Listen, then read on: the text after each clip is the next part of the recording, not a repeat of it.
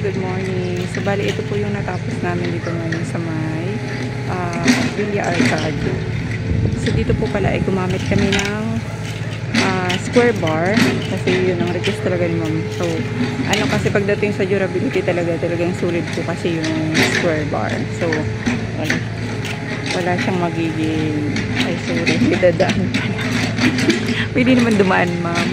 So, kumbaga, pag kahit kunting pag iba kasi, so, papasukan ng tubig. So, ito kasi sulit. So, hindi lang siya tingnan compare sa tubular, pero po sa durability niyan is, matagal po talaga siya. So, ang kasi ni ma'am, lahat easy, matagal, din easy, easy maintenance. So, bali, dito kasi sa design na to, so, laman po talaga yan. Sabi ko nga po, so, pagdating po sa design, kay client po yan. So, minsan may suggestion lang kami. So, thank you kapag halimbawa nakuha yung suggestion namin. Pero, at the end of the day po talaga, decision po talaga ng client yung sinusunod namin. So, bali dito po, nagpalagay si ma'am ng lower blocks kasi gusto niya yung tagusan pa rin yung hangin. Then, ang pinaka-main concern po talaga nila is yung poste po ng Meralco na yan. So, nandyan. So, may mga wiring kasi kung mapansin nyo. Then, dito po, gumamit kami ng 30 by 60 sa kabuuan.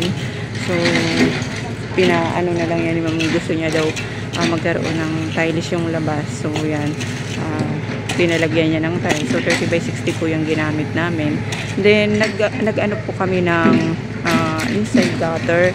Naka-inside gutter po kami. Kasi po, ang pinaka-ano namin dito nung una is yung hindi talaga siya allowed sa developer na magkaroon ng mga overlap. So, ang pinaka-ano kasi namin yung ayaw namin yung matigil yung gawa kasi yun talaga yung concern namin. Kasi pagka ganun po kasi may violation sa either minsan pinapastop po talaga yung pagpasok ng materials. Then, pero nagkaroon pa rin ng canopy si ma'am, so pinahabol na lang namin yan. Then, nagkaroon yata sila ng, yun nga, may violation po talaga, pero nagkaroon naman sila ng negotiation dyan, pagdating po dyan.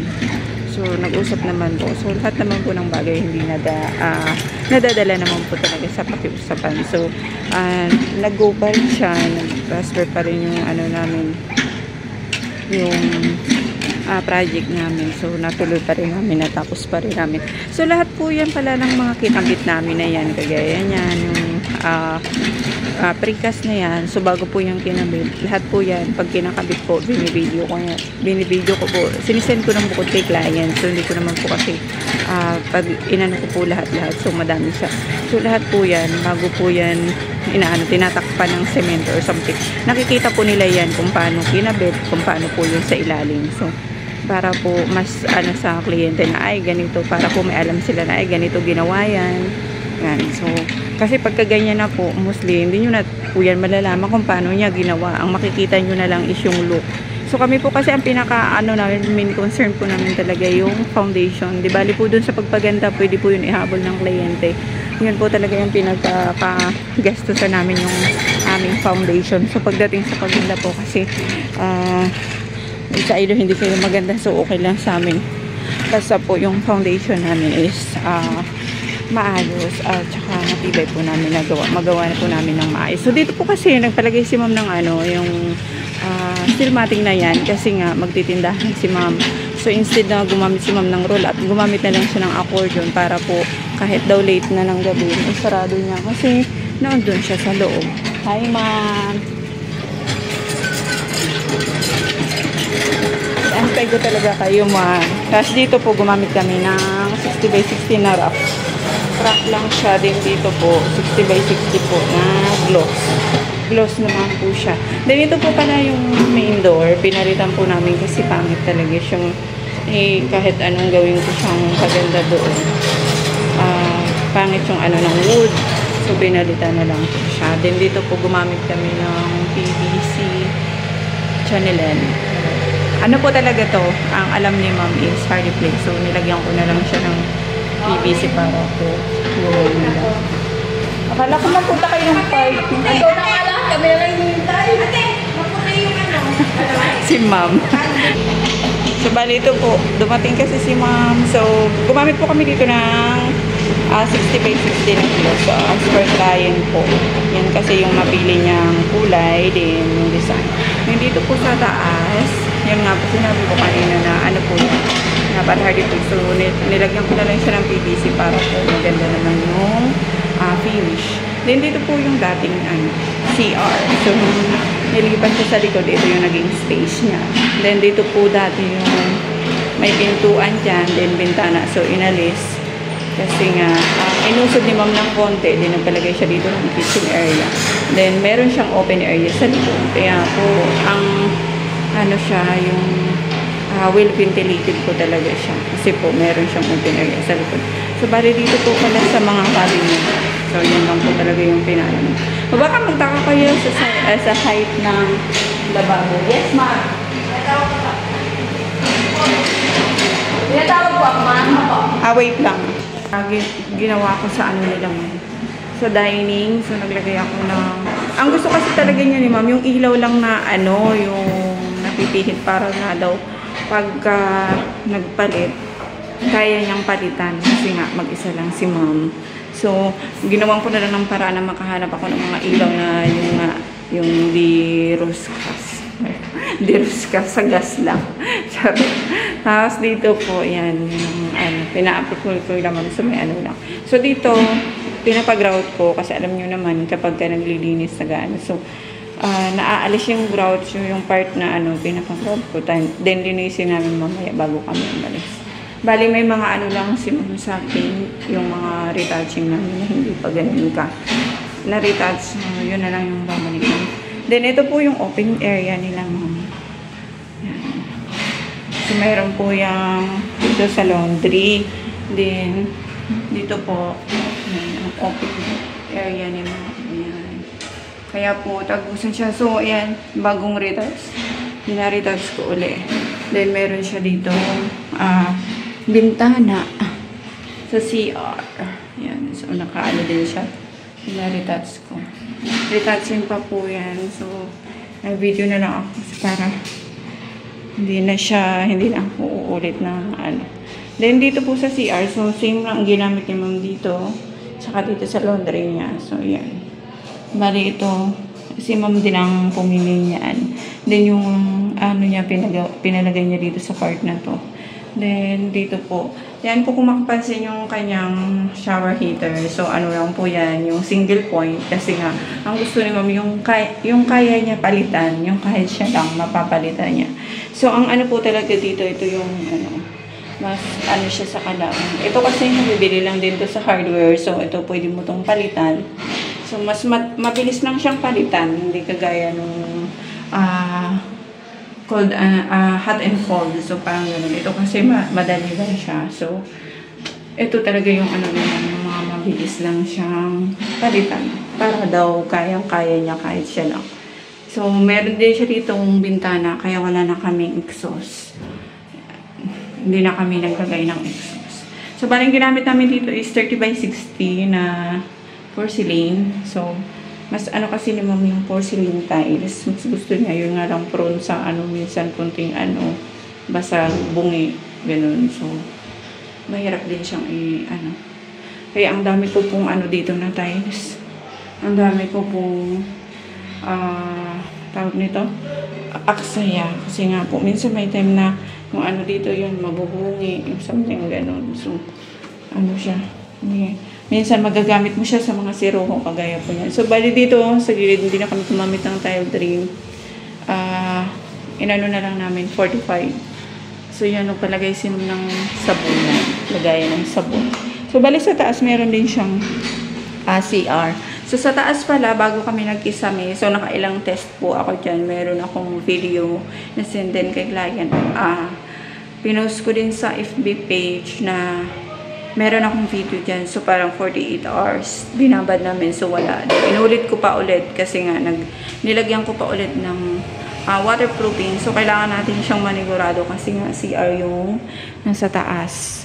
So, bali dito sa taas, itong hagdan ni ma'am. So, lang namin. So, alam nyo na akong Epic Homes naman kayo. Alam nyo naman po yung ng hagdan niya.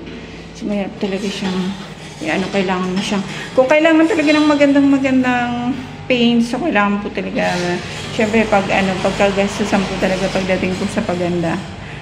Mas costly po kasi yung sa painting pagdating po sa labor.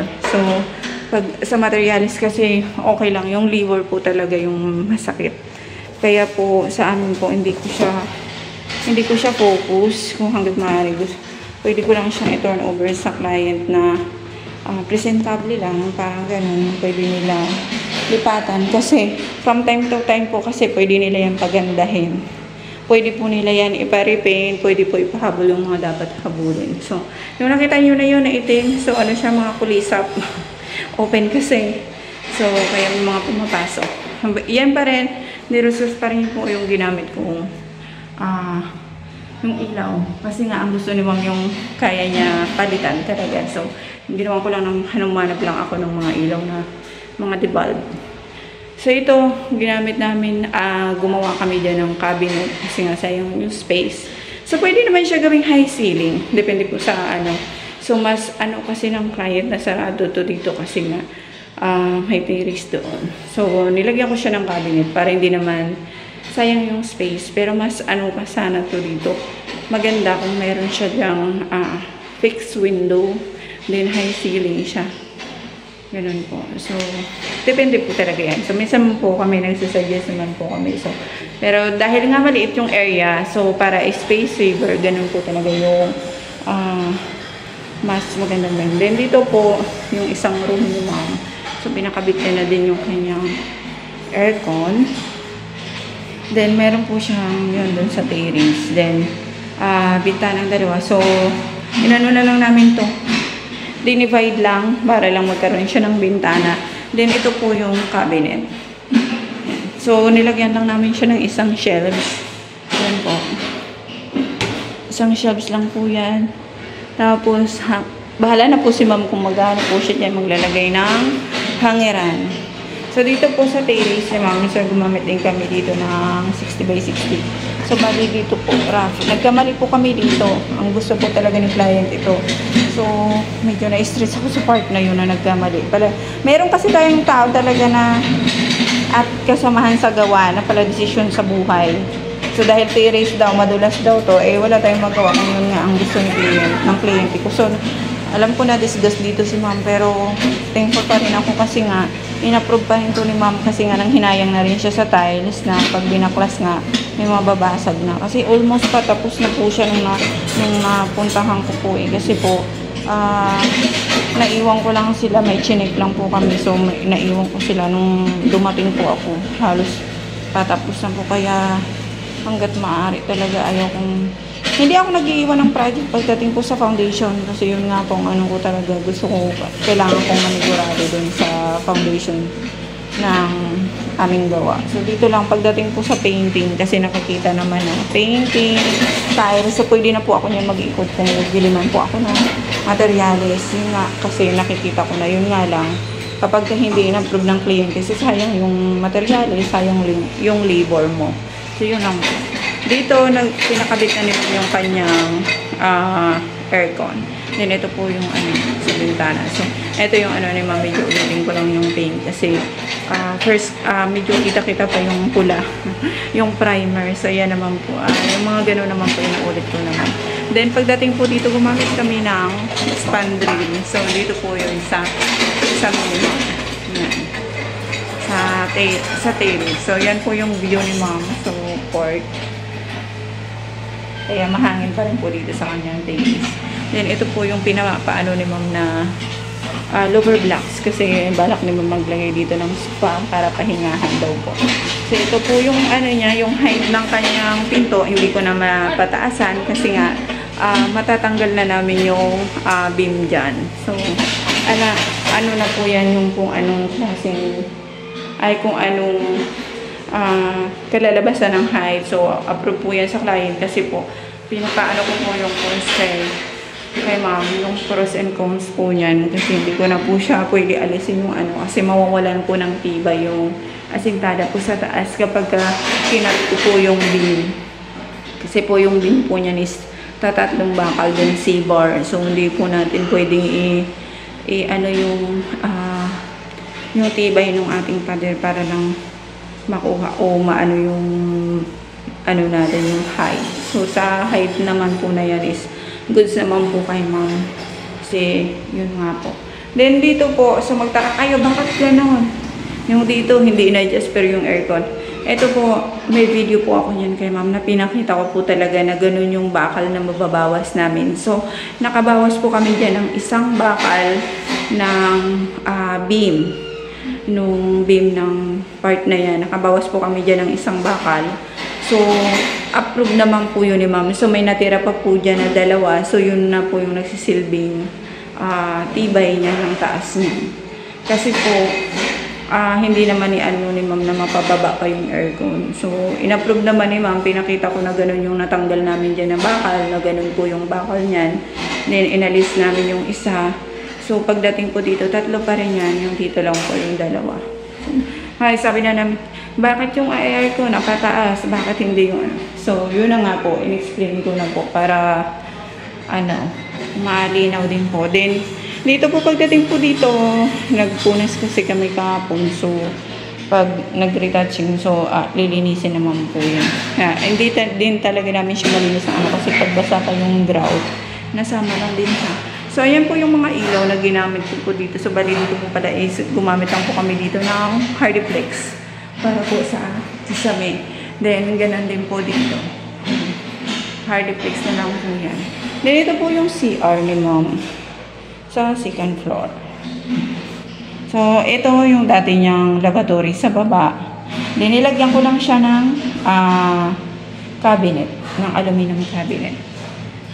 So, may bintana din po siya dito kaya wala na pong exhaust. So, yan lang po talaga yung ni ma'am na ilaw. Gusto ni ma'am na ilaw. Then, hindi na po dito nagpa-heater si ma'am. Kasi nga, ang ng tubig. So, dito, siya. Pero pagdating doon sa malaking shower, hindi pa siya naakyat. Hanggang dyan lang siya sa maliit na shower. Then, yung may bidet. Then, yung napili ni ma'am na so, ayan. So, nagpalagay din si ma'am dito ng lagay ng sabon at saka shampoo. So, ayan po. Then, dito po yung open area nila ma'am. So, ayan. Nagpalagay si ma'am na para sa CCTV. Then, ayan yung ayan pa. Meron pa akong retouch. Yan. Dito talaga ang retouch yung kakain ng isang araw. Almost. Pag pa ulit-ulit. Siyempre po. Kada isang area na may retouching po talaga. So, yan, ito po yung naka full green siya. So, for safety purpose hanggang sa taas. So, well ventilated siya hanggang pababa po yan. Yan. Ito yung bintana para sa kusina ni ma'am. So, yan, ginamit namin, sa bintana. Yan po ang aming natapos dito sa aming Villa Arcadia na project. So, yan po ang aming pinaka, po. Alam kami magkukomment na naman dyan. Yung pintura, hindi ayusan, hindi.